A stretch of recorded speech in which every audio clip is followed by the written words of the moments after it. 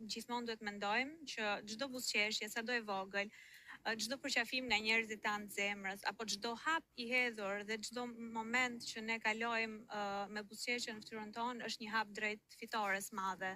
Dhe çdo ditë që ne kemi mundësinë të zgjohemi dhe të përjetojmë edhe një ditë tjetër të jetës tonë, është një mënyrë për të thënë Zotit faleminderit që jemi sërish në jetë, edhe për të patur mundësinë për të jetuar sërish, për të gëzuar gjërat që në fakt jetën e bëjnë shumë të bukur, po ne nuk ja u dim vlerën në momentin që e marrim jetën për të mirë qenë. Dhe janë pikërisht të momentet e vogla që të bëjnë të fortë, e të japin shumë lumturi për të vazhduar përpara. Ne nuk mund të zgjedhim se çfarë na vjen jetë. Ne zgjedhim se si ti përgjigjemi asaj që neve na vjen dhe përballja me dinjitet e çdo gjëje është hapi më i mirë drejt fitores. Ana psikologjike është shumë e rëndësishme në këtë rrugtim. Lufta më e madhe bëhet me mendjen. Nëse ti ke një mendje të fortë, jam e bindur që e gjen forcën për ta përballuar.